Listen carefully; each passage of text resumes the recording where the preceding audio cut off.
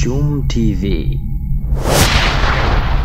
Furaha kiganjani. Maadhimisho ya siku ya kukomesha biashara ya utumwa Zanzibar ni muhimu katika kuendeleza umoja, maridhiano na upatanishi ndani ya jamii nchini. Akizungumza kwa niaba ya Rais wa Zanzibar katika kilele cha maadhimisho ya siku ya kukomesha biashara ya utumwa Zanzibar yaliyofanyika huko kanisa la Anglikana Mkunazini mjini Zanzibar, makamu wa kwanza wa Rais wa Zanzibar Othman Masoud Othman amesema maadhimisho hayo yanatoa fursa za kuwepo midahalo muhimu ya kitaaluma, tafiti na maelewano na kuweza kuchukua hatua pamoja na kuhakikisha maeneo muhimu ya historia ya Zanzibar yanatunzwa, kuendelezwa na kuwa sehemu ya vivutio vya utalii na urithi wa nchi. Hii ni mara ya pili kwa Zanzibar kuwa na maadhimisho hayo. Ya kwanza yalifanyika mwezi Juni mwaka jana kwa nia ya kuendeleza katika kutokomeza suala la utumwa lisijirejee tena. Hii ni Chum TV. Usisahau kusubscribe, kulike, kucomment na kushare. Jina langu ni Subira Salu. Serikali kupitia idara ya makumbusho na mambo ya kale imeanza jitihada ya kuweka kwenye kumbukumbu sehemu walizopita watumwa kuwa ni sehemu maalum za kihistoria Unguja na Pemba.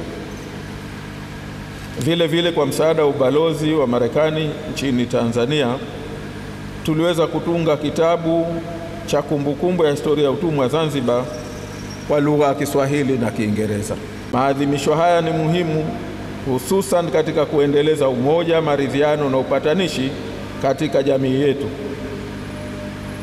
Maadhimisho haya yanatoa fursa za midahalo, taaluma, tafiti na maelewano na kuchukua hatua za pamoja za kuhakikisha maeneo muhimu ya historia yetu yanatunzwa, kuendelezwa na kuwa sehemu ya vivutio vya utalii na urithi wetu. Kuhusu suala la kuandika historia ya mchango wa mashirika ya kidini na uhusiano wake na serikali, nimeliafiki suala hili na nakuombeni Kanisa Anglikana Tanzania kuandika historia hii kwa ushirikiano na Wakristo wa madhehebu mengine pamoja na Waislamu na jumuiya zake.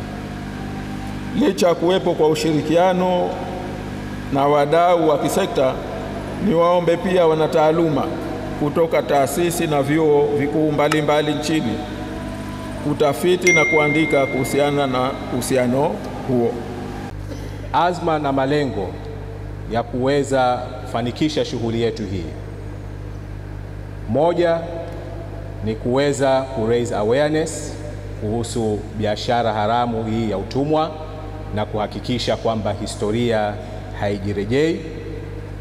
Lakini ya pili ni kuweza kuiweka Zanzibar kama kitovu sasa cha kuitangaza kama sehemu ya historia yetu, japokuwa ni kwa historia hasi, lakini kwa nchi za wenzetu kama kina Senegal, Mauritius na Shelisheli wamechukua advantage kubwa sana ya kuelezea historia ya utumwa, lakini na vile vivutio mbalimbali vya kiutalii ambavyo vipo katika zile nchi husika. Utumwa wowote ule ni dhambi na dhambi ni uasi.